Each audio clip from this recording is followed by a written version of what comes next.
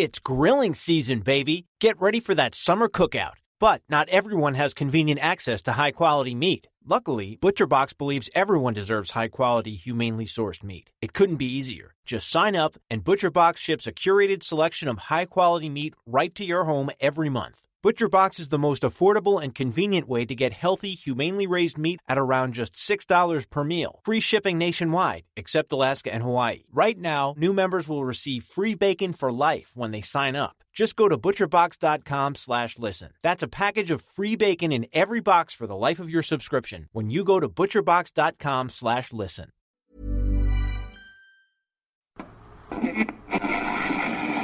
No one intervened on behalf of...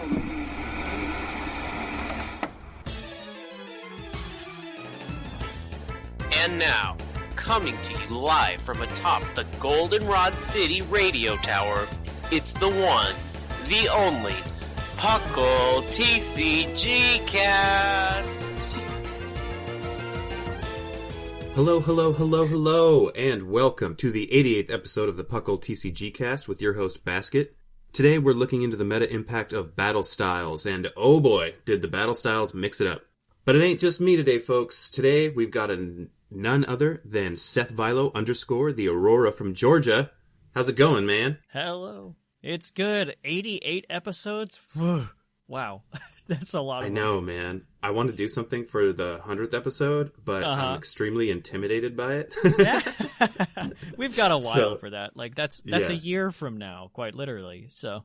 Yeah, you're totally right. I didn't think about it that way. Thanks for helping me chill out on that. I take some stress off of you. You're welcome. But yeah, Battle Styles is wacky. Yes, it is. And there's a lot of goodness that we're going to get to. We're going to talk about the bigger decks in the format and some of the variants. And then we're going to head on to Venusaur Best. So, without further ado, I want you all to close your eyes, take a deep breath, feel the sun on your skin, the sand between your toes, and let that cool summer breeze ruffle those luscious locks as we visit Topical Beach. Grab your ice-cold Corsola Cola and pull up a chair. It's time for Tropical Beach. Okay, so we're going to start out with probably is this the highest usage deck, Seth? How about you take it away? Sure. I mean, it's not necessarily the highest usage, but it's good to start off with, the deck that's really basically how each set kind of has a deck that's meant for it? Like, yeah. The Rebel Clash was built around kind of letting Dragapult shine. And then whatever the set is that I can't think of was like making sure that Eternatus could function. And this is now kind of one of the two decks that came out of Battle Styles, and it's one of the Battle Styles. It's Rapid Strike Urshifu, and it's got a couple of variants to it. We aren't sure from tournament type, and again, this all comes with the caveat that none of these are official tournaments because it's still COVIDing outside, as Thatch likes to say. Yes. So these are all kind of fan-done tournaments, not to the official level, but I mean, they are still the cards being played and people placing just like regular rules, but one of the big ones is Rapid Strike Urshifu, which is really good. Really, really freaking good. For those who don't know, the first attack, it's a lot like Golisopod in this respect, where if you were on the bench and became active that turn, you deal 150 to whatever's in front of you. And the second attack, if you discard all cards attached to it, it does 110 to two things on your opponent's field. It's kind of like sniping for the field. It's weird. It's like a combination of a couple cards, like Golisopod meets I don't know, Cramorant or something like that. But that's what Rapid Strike Urshifu VMAX does, and with attacks like that, unsurprisingly, it's very good. There's a lot of support for both the first attack and the second attack, especially now that they've reprinted Escape Rope in this set, so you can be switching all over the place with this thing. There's two main varieties of Rapid Strike. There is just pure Rapid Strike, if you will, where you're really focusing on doing just the Urshifu's attacks and just battering the living daylights out of your opponent, so long as they don't have a Mew on their field blocking your snipe damage. And, for that you have boss's orders to bring it up and then continue along on your day. But you do that, some Jirachi engine, the standard Crobat Dedenne support, and run it with Nets Jirachi and Giratina now for popping special energy off of things. And Mewtwo from Unbroken Bonds, which allows you to put a supporter from your discard just on top, so you can find it with Jirachi again immediately. With all the switching that you play, you can easily grab the supporter that you need off of your discard pile. So it's really adaptable. You can do a lot of things with it. It doesn't run anything like an Octillery or really anything much other for rapid strike things other than the Urshifu itself. And other than that, really standard trainer lineup, like the researches, the Marnies, the 3 bosses. It runs a single Cheryl, which is kind of fun because the second attack makes you discard all of your cards, all of your energy. So you can heal all the damage on you if you used your second attack the last turn. But yeah, that's the straight rapid strike. What do you think of that one, Basket? It's funny because I feel like Urshifu's taking over everything. Right. It's... I mean, the video game and now the card game, and one of the things that I liked the most about the TCG, like doing both the TCG and the video game, is that 9 times out of 10, I guess this would be one of the exceptions, the Pokemon that you're using in the meta aren't for TCG aren't necessarily anything that's in the meta for the video game. Yeah. So this kind of, I wouldn't say bums me out, because it doesn't bum me out at all, really. Like, I think these are really cool mechanics, and I think they're, like, really fun. But I just thought it's worth mentioning that I think this is probably one of the first times where, like, a truly meta-relevant Pokemon is relevant in both the TCG and video game meta. Yeah, I would agree with that. And I mean, even comparing like the video game, Pikarom is very relevant in the TCG, but Pikachu is nowhere near relevant. Zekrom is kind of only okay in Ubers. It's kind of cool to be able to play with different things at different times.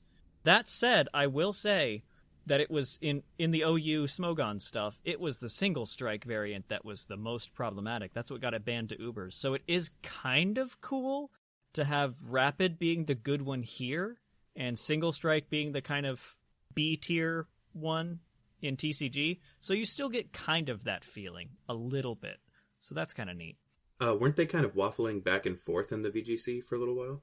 In VGC, maybe. I will be completely honest and say I'm not as educated in VGC specifically as I should be. I focus mainly on Smogon just because that's where I play. But VGC, I think you're right, where they're very back and forth there. Well, this isn't a VGC topic, so let's move on. Exactly. There is another variant of Rapid Strike. Do you want to take a look at that one and tell us what that one's about, Basket? I took the other one. Oh, I was going to do Single Strike, and then go for it. Yeah, Rapid. We'll Plus the spice. Go back and forth between the Urshifus. Yeah. Okay, so for Single Strike Urshifu, you've got energy retrieval with the Houndoom. But you can kickstart that with Urshifu V if you really want to. Those are so good. Yeah. Oh my gosh. Houndoom lets you grab a single strike energy every turn, which adds 20 damage to the attack and is stackable. And this is an effort to power up Gmax One Blow, which with enough single strike energy can take out, I think, any Pokemon in one hit. Like if you were able to get... Almost. It does 270 without any augmentation. So if you've got a couple of single strike energy, one single strike energy makes it 290, another one makes it 310. Stack enough of those and you can start taking out like the 330, 340 Eternatus monsters. Yeah. Sans weakness, of course. Yeah. And I think the one of my favorite little icings on the cake is that the damage isn't affected by the effects on the opponent's active. Mm-hmm. I love that. It's just like you're taking this damage. It's happening. There's nothing you can do about it. And if I'm correct, that cracks through things like Decidueye. So I believe that can't even stand up to this deck. Well, so we want to start kind of going over like some like actual deck builds when we do this. Mm-hmm. So, which is kind of new for the show. So we tried to find some that seem to be pretty reasonable, like either standard or pretty tough. So for the single strike, we've got 4 Houndour, 4 Houndoom, 4 single strike Urshifu V, 4 single strike Urshifu V Max, Crobat, a Dedenne, a Jirachi, a Mew, 4 Professor's Research, 3 Boss's Orders, Marnie, 4 Quick Ball, 3 Pokemon Communication, 3 Urn of Vitality, 2 Switch, 1 Evolution Incense, 1 Fan of Waves, 2 Single Strike Scroll of Scorn, 2 Air Balloon, 2 Tower of Darkness, 4 Fighting Energy, 4 Single Strike Energy, 1 Capture Energy, and 1 Stone Fighting Energy. So one thing that stands out as weird if you don't know what the card does is the single copy of Jirachi GX in this list, which is really cool. It has an ability that says if something would be taking Psychic-type super effective damage, it doesn't. That's both sides of the field, though, for what it's worth. But it basically means that this single striker Shifu can stand up to things like Mewtwo and Mew, which is popping off, as well as Dragapult on the other side. It means that their weakness is nullified without having to attach a weakness guard energy or anything like that. So that's starting to see a whole lot of play in these Urshifu decks as a one-off to throw on your bench. You gotta keep your big teddy bears safe. Yeah. And the weird thing about this, too, is that you'd think with all the special energy, it runs all special energy in this particular list. And you'd think, oh gosh, that's really risky with like Giratina and Scroll of Waves, Fan of Waves, pardon me. But you always can find them with the Houndoom, and the Urn of Vitality is just a special charge for single strike energy. So you almost never run out of single strike energy. It's wild. Like sometimes you can run down the specials on Rapid Strike. Not for this one, because they can just get them back instantly. And you max out the single strike Pokemon list because you have Tower of Darkness as a stadium in here, where you discard a single strike thing. It doesn't necessarily have to be a Pokemon, and draw 2. It's great. It's like Scorching Sands or Scorching Earth.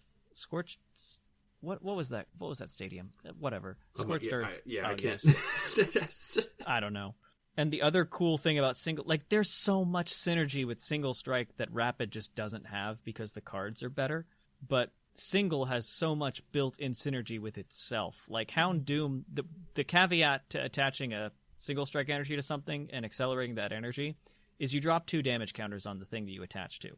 Yeah, boo, it kind of stinks. You start building up a whole lot of damage on your single strikes, especially if you stack Houndoom, and you can attach more than 1 per turn. But the single strike Scroll of Scorn for a single fighting type energy gives you another attack, which is just fighting type Outrage. The more damage you have, the more it does. And it's got like 330 HP, so not much is one-shotting it, especially if the weakness is turned off with Jirachi. So you will probably have to 2-hit KO this thing, upon which it will beat you down with the Scroll of Scorn attack for 1 fighting energy after it discarded all the others last turn. It's wild. Yeah, and that's just awesome to me because like Pokemon's all about math essentially. You know, what can I take? What can't I take? And Scroll of Scorn is just like this awesome little wild card that you can throw out there. It's like okay, I'm pretty sure like you're up against one of these decks and you're like, all right, okay, I'm pretty sure that if I do it this way, okay, the math works out perfect. Throw something out there, takes a hit, bring it back out so you can go again. And it's like, oh no, actually this thing was just smacked. It is gone now. And you're just sitting there with your hands and your face in your hands. Yeah. Like, I've been playing a lot of Corviknight, which we'll talk about later. I'm almost scared to attack the darn thing, because if I do 240 to it, it's going to do that right back to me, plus more next turn with this Scroll of Scorn attack. It's dumb. Oh, yeah, dude. A lot of the YouTube videos I've been watching on it as well, like, that's a regular thing. They're like, okay, well, I could stack more damage counters on this single strike Urshifu, but if I do that, then now I have this other set of problems that I have to deal with, you know? So, yeah. It makes it like scary to try to win. At least it's stoppable by Tool Scrapper. At least that's the thing. Yes. Thank goodness. Yes. But yeah, single strike is not bad. It's very scary. All right. Do we want to move on to the Rapid plus Spice? Spicy Rapid Strike. I love it. This one is just really, you know, the other Rapid Strike you can choose really between if you want to do the weird attack and the Golisopod attack or the damage to bench attack. This one goes really hard into the damage to bench, as well as having just weirdly synergistic typing with each other. It is Rapid Strike Urshifu with Dragapult. Specifically VMAX, if we needed to say that. It's not the little coin flippy Dragapult baby one. It's the good one. And because this one doesn't play the Jirachi GX. It plays the regular ones with Stellar Wish, so you can find things. But the idea is you start with Dragapult and start laying damage counters out where you need them on the field, and then wrap it up with Rapid Strike and take, a bunch of KOs in one turn. They also work really well with each other based on weakness, because a lot of Psychic are still weak to Psychic, so the things targeting down Urshifu will be hit hard by Dragapult. And Dragapult by itself is weak to Eternatus, which is still very good right now. Very, very popular. And Urshifu eats that for breakfast. So, it's really good. The trainer lineup, it also, in this particular list that we have, as far as support Pokemon, I mentioned the Jirachi. It runs very thin on support Pokemon. It has the 2 Crobat and 1 Kricketune, which lets you draw up. It's kind of cool. Trainers, it's got the standard Research Marnie and 3 Bosses Orders. This particular one plays Crushing Hammer. You can forego those for other things if you always flip tails like me. It's got the Quick Balls, standard 4-count, Switch, 3 Great Ball, which is kind of weird on this one because you don't normally see that, but you can run through your deck pretty quickly overall, so you can find things with your Great Ball. It's got Escape Rope for the switching. That combos with the actual physical Switch cards too. It's got 2 Fan of Waves because it's really energy denial-y because you're not doing a lot of damage up front. You're doing a lot of setup damage and bench setup damage and things like that. So you want to delay your opponent getting off a big attack as much you can. So the Fan of Waves, the Crushing Hammer, the 2 of those together really help with that. Then Evolution Incense, Air Balloon, and the energy count's real freaky. 5 Psychic Energy, 4 Rapid Strike Energy, which, as you might remember, counts for 2 on Rapid Strike Pokemon, and 3 Horror Psychic Energy just to keep adding those damage counters to things that dare touch Dragapult. Yeah, that's a nice little cherry on top right there. Yeah. If you ask me, and Basket and I were talking about this before we started recording, if you ask me personally, I think this is the way to run Dragapult right now. There are some pure Dragapult lists. We were going to talk about one that did really well at the first tournament that someone had where they had allowed battle styles. That one was just straight Dragapult with Omastar and a Blacephalon. But I think it's kind of adapted now that this is the way to play Dragapult if you still have those cards and want to use them. Because Eternatus is still huge. That it's going to be 4 decks kind of in balance with each other, where it's the Urshifu, the Mewtwo, the Pikarom, the Dragapult-ish Eternatus. There's a lot. Like, it's not just 3, like it has been in the past. It's really cool how a lot of things can be viable. The next one we're going to talk about is really wacky and really cool, but it's still just as viable as the big ones, if you will. Almost the best deck in format. There is no real true one and only best deck in format right now. That's what I like about it. Even ADPZ is having trouble because it has to have a turn where it does no damage. So it's having a little bit of difficulty right now against the monsters like Single or Rapid Strike, or even like the Spiritomb thing we'll talk about later. Like it has trouble. But yeah, that's the Dragapult plus Rapid Strike. One of the cooler decks if you like laying damage on your opponent's bench. So, yeah. Okay, so we will move from here onto Victini VMAX, or as I like to call it, Boss Game. Not wrong. So Victini's fast, super low maintenance, and it can one-hit KO almost all V Pokemon for 2 energy with its 220 damage output, if, of course, the Pokemon is a Pokemon V. Also, Victini wants to go first. It's a pretty strong choice to go first because it's just 2 energy for that attack. But if you want to throw a Reshiram, Charizard Tag Team, and a Welder, you could go second and fire off a turn 1 Double Blaze GX, if you've got those in your hand, for 200 damage on your first turn. And then Boss's Orders is important in every single deck. These cards have been important in the meta since they were created. But this is pretty important for this deck specifically because it's pretty reliant on being able to switch out those V Pokemon and take them out before they can VMAX, just for that clean hit. My favorite part about this, though, is that it annihilates ADP, but Aegislash can sit these matches out, please. That would be helpful. And I would also like to mention this deck works best going really quickly, but I just wanted to mention Spreading Flames. It's not optimal, but because it allows you to snag 3 energy and put them on whatever Pokemon you want on your bench or in the active, it really helps you in a tight spot, so that's a good little synergy on the same Pokemon that you're using to take things out with. Yeah. And also, knock out every single Snom that you see. Yes. Oh my word. Water decks can pop off too. Like that's so cool about this current meta is like there's nothing that's just completely squashed and suffocated. Like Inteleon has been doing very good right now. Yeah, and Lapras is pretty strong too. I think Yeah. it's pretty strong. For the card list, we have 1 Cramorant, 1 Crowbrat. Buckle up. Crowbrat. 1 Heatran, 1 Reshiram and Charizard GX, 4 Victini V, 1 Charizard GX, 3 Victini VMAX, 1 Eldegoss, 1 Kricketune, 2 Dedenne, wow, I can't speak. 1 Marshadow, 1 Mew, 2 Mewtwo, and Mew GX. That's the tag team. Yep. And then for trainer cards, we've got Escape Rope, 2 of those, 1 Fan of the Waves, 3 Giant Hearth, 4 Welder, 4 Quick Ball, 1 Tool Jammer, 2 Air Balloon, 4 Boss's Orders, 1 Fire Crystal, 1 Professor's Research, 4 Pokemon Communication, and 2 Switch, with 11 Fire Energy. The Tool Jammer is really cool in this one. Like I would have expected Tool Scrapper, but Tool Jammer is cool too. If you don't know what that does, it itself is a tool, and when it's attached to something, like, say, a Victini, any of the opponent's active's tools don't work.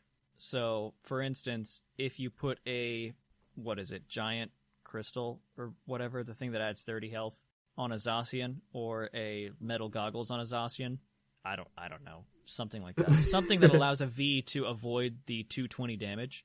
It just doesn't. So the jammer just makes it so it doesn't work. And it's like a permanent tool scrapper, if you will, if you have it on the right attacker. Yeah, it's a really cool tech. Yeah, and if the Victini like targeting down V Pokemon doesn't work, you've always got Mewtwo and Mew to just blow something up utilizing Charizard's attack. That GX attack just does 300.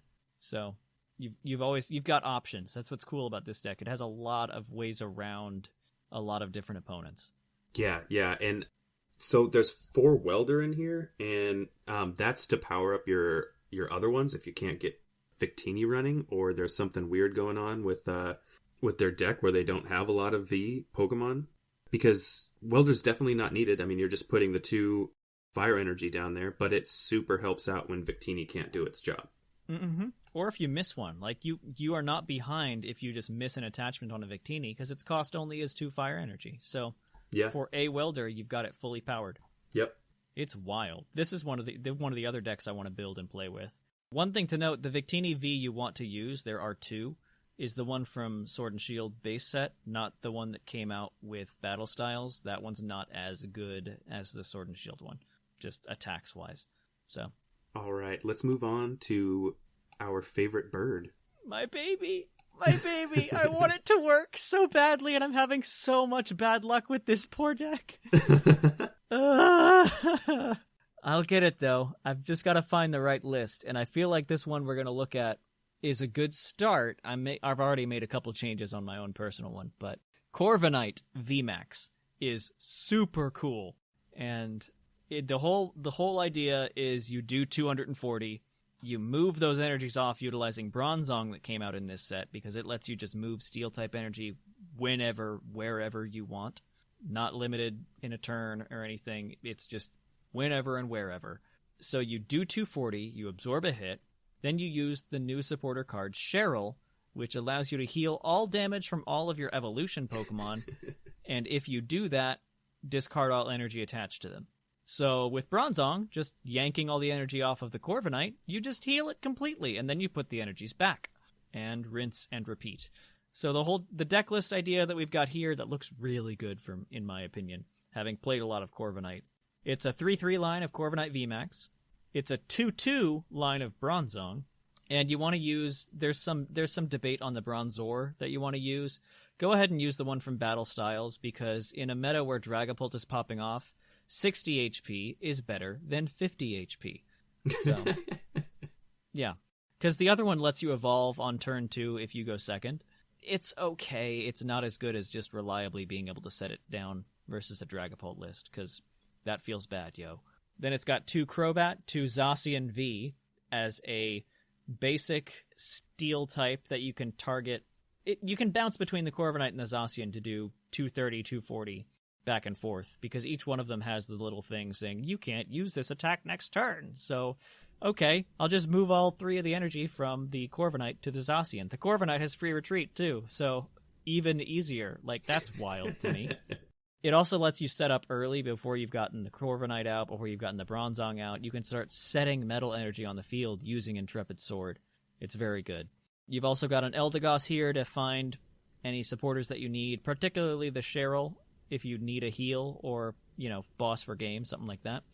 And finally, as your GX attacker, you've got Lucario and Melmetal GX. Its GX attack makes it so you take 30 less damage for the rest of the game, and if it's got 2 on there, you discard all the energy on your opponent's active, which is great for things that like to stack energy.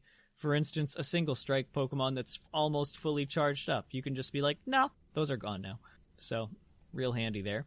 The trainers are mostly standard for a type of deck like this. It's got 4 Marnie because you're trying to disrupt as much as possible, and healing yourself is one form of disruption, and Marnieing your opponent for 4 separate times is another form. This one runs 3 Cheryl. You can bring that down to 2 if you wish. That's the healing card. Bird Keeper lets you switch. It's got 2 of those. 2 Research, 2 Boss's Orders. This one runs 1 Skyla. Again, that's cuttable if you wish, because that's a pretty heavy supporter count overall. Skyla lets you search out an item. Sometimes it's useful. Then, standard items for a metal deck: 4 Metal Saucer, 4 Quick Ball, 2 Pokemon Communication, 2 Evolution Incense, because you can seek out both Corviknight and Bronzong with it, 2 Switch, a Tool Scrapper, and a Pal Pad. And then 10 Metal Energy, and 3 Coating Metal Energy. As a reminder, that makes you have no weakness if you're a Steel type. Pardon me, Metal type. What am I doing? So, yeah, that's this list for Corviknight. I make a couple little changes. I really like Mew in mine to block the Rapid Strike from just bopping a Bronzong on my bench. I personally also really like Metal Goggles to make it even thicker and also stop damage counter drop. So the Mew plus a couple Goggles makes it really hard for that Rapid Strike plus Dragapult deck to break. But yeah, Corviknight, it's getting better. Like, we've scoured the tournament results. Basket and I did this a little bit before we're recording, and there were some. You said there was one where it won, and I've seen a couple where it made it to like top 8. Yeah. There's I think there's at least 3 at top 8, 3 or 4. Yeah, it's getting there. Like, the first couple of tournaments, it was hot garbage, and I think people are just finding the optimal deck list for this thing, because it's weird. It's not a typical Pokemon, because you've got that building around the full heal every other turn that you need to. But yeah, Bronzong is wild for this. Like, Metal has never had so much support in its life. Yeah. Bronzong being what it is, it enables a whole lot of other really, really weird decks, particularly if your attack cost is primarily colorless. So we were seeing a couple go crazy. Like, I saw a Salamence. You saw a Togekiss, Basket? Yeah, Togekiss. I honestly, I didn't look too hard into it, but there was a Togekiss that was, like, that made it in a top 3, and then another one that was in top 5, and I need to, like, I put it on here to mention it for, like, if anybody wanted to look into it. I don't know, because I look at the Togekiss VMAX, and I'm like, how does this, like, I get what Bronzong does to help it, because it's colorless, but how does this work? So I gotta do, like, my due diligence on the actual deck itself. But I was like, wow, Togekiss VMAX, and then Salamence is cool, because I really like Salamence, and to be able to find a way to get that deck to start running is pretty cool. Yeah, the Togekiss I kind of want to build, because that attack that it has is just so cool, and it's another one that has free retreat, so you can do a lot of things with it. The attack for Togekiss, if you don't know, it's not been a good card up till this point, except for Expanded. Max Glide is its attack. It does 120, which isn't a lot, but the effect is you may search your deck... Oh, man. Oh, were you? That would explain it. Oh, man. But yeah, the Togekiss VMAX Max Glide do 120, ain't a lot, but then search your deck for 2 cards and put them into your hand. So you have a way to always have what you need the next turn. That's what's cool about the Togekiss. Oh, yeah. And you run it with a bunch of situational things. Ugh. And they typically have the Zacian on there as a Metal Saucer target. They also run the Zamazenta more often because you can find the things that you need to get Zamazenta working and completely block almost all the VMAXs. It's not going to stop a single strike, as we talked about, because that just goes right through the ability. But it can stop a lot of other things, like Rapid Strike and other nonsense. So the Togekiss is really fun if you have a big brain and can figure out what exactly you're going to need next turn. It's very susceptible to Marnie, I will say that. But the other wild one, we kind of looked at this one, Basket. Ditto and Bronzong is stupid. That's just, like, you thought... Because the cool thing about Bronzong, it doesn't say Metal Basic, it says Metal Energy, which includes Aurora.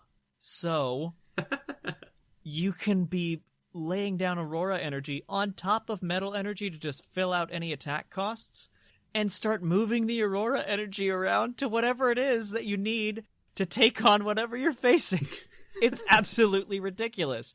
Are you facing an Eternatus deck? Then slap down that Ditto, and then grab yourself the Rhyperior that you discarded early in the game, switch it out, throw the Aurora Energy on it, and one-shot an Eternatus.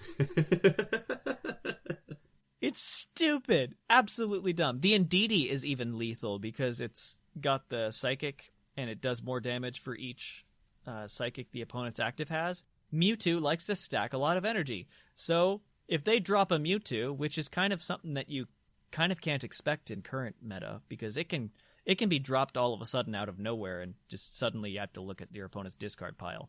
But they drop a Mewtwo, you've got the Ditto on your bench, you drop Indeedee, and just switch it, and just knock it out. It's stupid. And if you could play it with the ADP as well, you get 4 prizes off of a Mewtwo if you altered Creation. Dumb deck. Again, though, this requires a brain the size of Arkansas in order to really play effectively. But if you want to have some fun and not ever be backed into a corner, this is the deck to play. This Ditto Bronzong toolbox deck. So cool. Yeah, I love that. Just like, oh, well, what do I want to play? Yeah. Okay, I'll throw a Ditto in and then I'll play everything. Yeah, and you have so many options. Battle Styles unlocked so many things. Like, it was getting a little bit stale at the end of whatever the last set was. What was that? Whatever it is. I mean, my brain is not keeping track of them because I haven't been able to buy cards or had the motivation to do so in a while.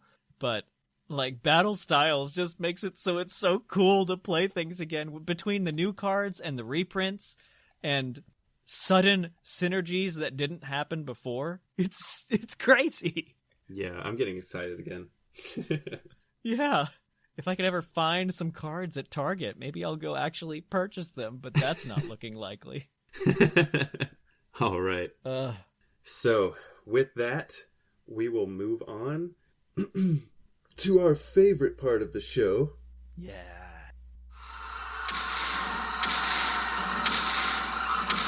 Before you marches a titan. Do not be ashamed of the fear inside you. Embrace it as you witness the Venusaur Best. Look, you guys, it's a Venusaur. All right, so we are back and we are here with the Venusaur Best. Seth, what is your pick? All right. Now, last segment I said you have to have a brain the size of Arkansas for doing the Ditto list. I specifically did not choose the biggest state in the Union because that size of brain is required for this deck list. This is Spiritomb, which got a couple of really cool tools with battle styles, namely the reprint of Escape Rope is what's really allowing this to pop off. For those of you who don't know, Spiritomb has an attack, Anguish Cry, I think it is. It does 10 base, and then 30 more for each damage counter on the Spiritomb. That's the gimmick. So you try to load up as much damage on that Spiritomb as possible. It has an ability that lets you put 1 damage counter on it per turn. Mounting Dread? Something like that. Building Spite. Building Spite, that's it. It only has 60 hit points, though. But Cape of Toughness exists, which gives you 50 extra hit points. So doing some quick math, that's 110 maximum HP. So 100 if you don't want to knock yourself out. So 10 damage counters on the Spiritomb, if you are at maximum damage, does 310 damage to whatever's in front of it. Which is stupid for a 1-prize attacker that only costs 1 energy to use the attack. Dumb! Now, how do I get all this damage on this Spiritomb, you might be asking yourself. Well, sweet chickadees, I've got the stadium for you. It's Spikemuth, which when you on your turn go from the active slot to the bench, the thing that was in the active slot and is now on the bench takes 2 damage counters on it. So, if you play a bunch of switching cards, you can start stacking that damage really, really quickly. So that's why this deck plays 4 Switch, 4 Escape Rope, Scoop Up Nets to make your Jirachis pop up into your hand again and recycle them and cause a bunch more switches, Bird Keepers as a primary supporter, anything that has the word switch on it that isn't Malo and Lana because that says the dreaded word heal on it, you play in this deck and you almost max it out. So you're bouncing you're bouncing back and forth between the active slot, and probably, if you're playing this in person, annoying the ever-loving crap out of your opponent because you might play 3 Escape Rope in a turn. So they've got to pick a new active every single time, and you're like, no, I don't like that one. Let's try a different one. Use Escape Rope again. There's a lot of pick up, put down with this deck. You can run the timer out with this one. It's so funny to me because I'm thinking right now about like the opponent playing a Spiritomb deck and just playing with my heartstrings. Like they do Escape Rope and I'm like, okay, great, I get to put my attacker back out there. And then they're like, okay, another Escape Rope. And you can cycle through this deck immensely quickly because of all the switching happening. You only play 2 Jirachi, Stellar Wish ones to be specific. But you've got Scoop Up Net, you've got switches to let them reset, you've got all sorts of things to just keep hunting through your deck for the switching cards you need. If you are going second, you can do like 270 damage turn 2 of the entire game. Not your turn 2, turn 2 of the game. Because you just attach 1 energy, Mounting Dread, switch, boom! Explode the thing in front of you. It's wild. The other cards in here that you play for just getting that Spiritomb online and going is Crobat and Dedenne for standard support. You've got a Mew for protecting your bench, which is very important with this one because a lot of your Spiritomb are going to be only a couple of damage off from being knocked out at all times. Then you also have an Oricorio GX, which if a Pokemon was knocked out last turn, lets you draw 3. Keep hunting down those switching cards because Spiritomb will be knocked out. That's just a fact. By the way, they will be knocked regularly. I love that they made an Oricorio GX. I feel like it's just too. I feel like it's just for Shamu. I know. I wish they made one of every kind. That would be wild. It would be pretty funny. And then the other cool Pokemon in here is Jinx from Unified Minds. That has an ability that lets you move a single damage counter from one Pokemon to another. So if you're building Spite on the wrong thing, or you needed to put Spikemuth damage on to like a Jirachi that you switched, you can move it around a little bit. You have adaptable damage. Then the trainer count is 4 Research, 3 Boss's Orders, 3 Bird Keeper. Those are your supporters. Bird Keeper's in here, of course, for the switching, as expected. Then you've got 4 Escape Rope, 4 Quick Ball, and here's the other thing from Battle Styles. Spiritomb benefits from the reprints, basically. That's really all that it gets from here. It's got the Escape Rope reprint, which is, again, switching, and the Level Ball reprint, which lets you find Spiritomb. Like, I think, looking through this, the only Pokemon that are not huntable by Level Ball are Crobat, Dedenne, and Oricorio. Everything else can be found with Level Ball, and you don't have to pay a cost or anything. You just go find it. And you play the Marshadow from Unbroken Bonds in here, because that lets you kill a stadium. It's basically chaotic swell proof, because you need those Spikemouth. The deck does not function without a Spikemouth in play. So to make it so you don't have to play 2, you've got to have the Marshadow to pop that chaotic swell stadium immediately. Again, back to the trainers, though. Scoop Up Net, 4 of them. 4 switch. 2 Ordinary Rod to recycle your Spiritomb and Darkness energy, because you're gonna need them. You're gonna go through them. And then, of course, 4 Cape of Toughness, 4 Spikemouth, 4 regular basic Darkness energy, and 4 Hiding Darkness energy, which give you free retreat to make switching, again, even easier. This deck is wild. And you, like I said, this is not a deck that you can just approach and expect to be good at the first couple of games. You have to have your order of operations down exactly in order to get the right damage counters, in order to play the right switching cards in the right order. This is definitely warranting a Texas or Alaska size brain to get this deck to really go on all cylinders. Man, but it's wild. You just talking about this deck makes it sound so fun. I'm so excited to grab myself a playset. They're expensive. I'll tell you that right now. Really? Especially on TCGO. Like a single Spiritomb is like 8 packs. Oh, man. Because people realize how freaking good it is. That's upsetting. Well, it can't be anything more than an uncommon, right? Or is it a rare? I don't know. I don't know that off the top of my head. Okay. All right. So, we'll move on. Your turn. Yeah, my turn. Okay.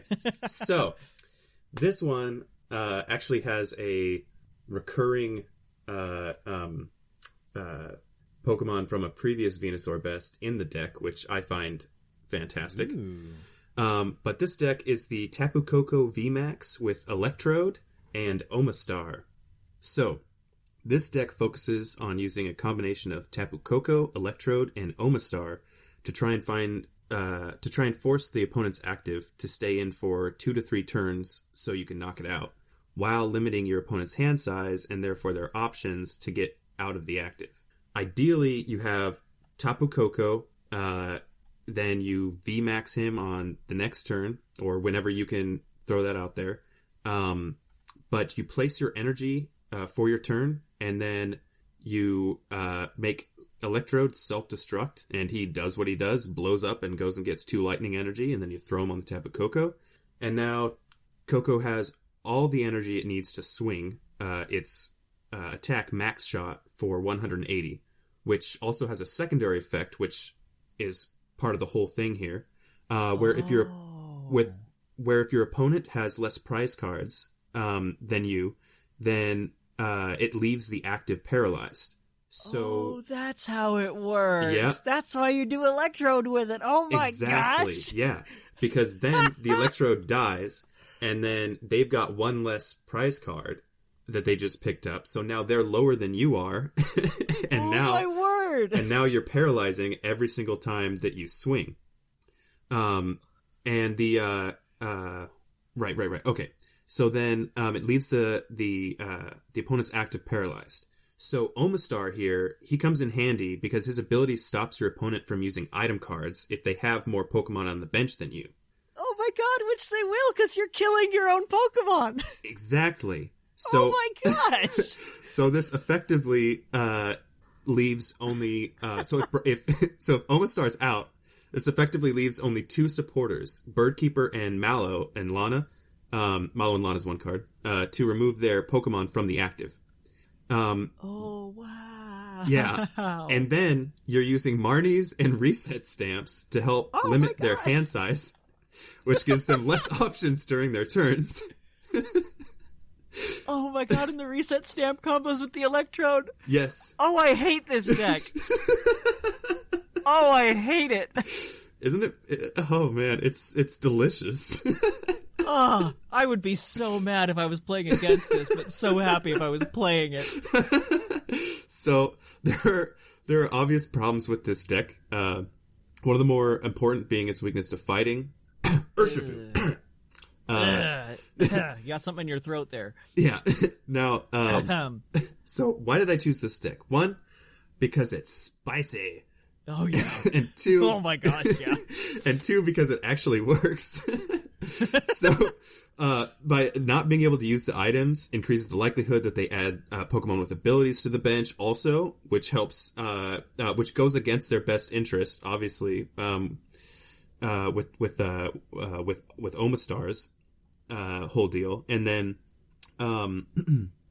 you've also got them by the tendies with some meta-relevant one-hit KOs to support pokes like Crobat V and Eldegoss V. That's a good number. I didn't think of that. Yeah, that's just the 100 HP for both of those. And those are in like so many different decks as well. So basically, how you want to do it is you want to utilize the two utilizing two electrodes powers up two Tapu Kokos in 2 turns with all the right pieces. Wow. And then once the first Koko goes down, you've got everything to start the Death of 1,000 Cuts all over again. Death of 1,000 Cuts. Yep. Uh-huh. It's so funny. So like technically, for like a Urshifu V or whatever, like, it would only be, like 3 hits to kill it, which is a lot. Uh-huh. But I call it Death of 1,000 Cuts because it's also wounding your pride as this is going on. Yep. And you're just getting salty while all this is happening to you. Angry. And then once the first Koko goes down, you've got everything to start it all over again. And also, even if they, after they take out that Pokemon, you're still, if you've taken one out before then, you're still behind on prize cards, which then means that you're still doing,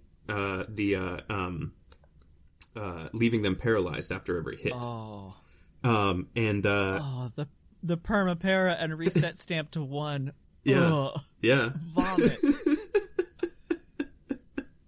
Isn't this beautiful? Oh, I hate it. It's so ugly and beautiful at the same time. Okay, so this deck needs a lot of stuff to make it work. Energy denial is something to consider, but with the pieces, with all the pieces you need to make it work, you want to make sure you're not adding to the potential clunkiness. And also, to be clear, it's not great, but it's also not horrible. It's just really, really, really, really, really trying its Venusaur best. Hey. There's the title. There it is. All right.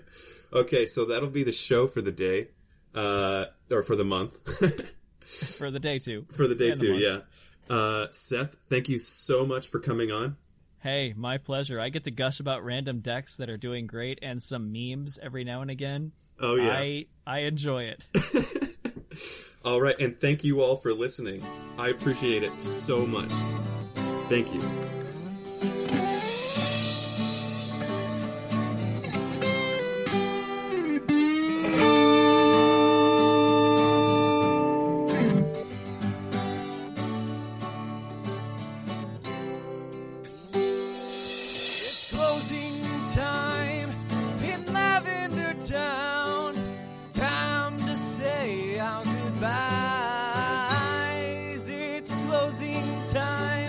Farewell, my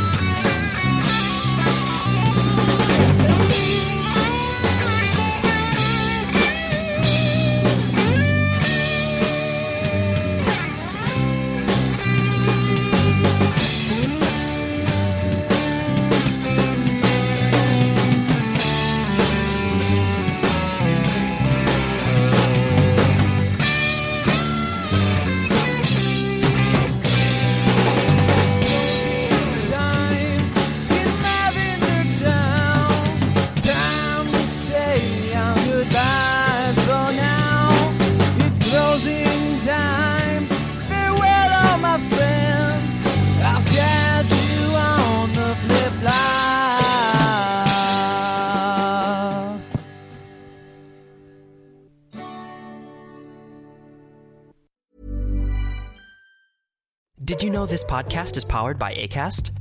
Acast is the home of podcasting. For creators looking for freedom to grow their listeners and make money too. And creative brands looking for smart ways to advertise. Podcasters and advertisers in the know Acast. It's time you did too. Visit acast.com to find out more. Acast, for the stories.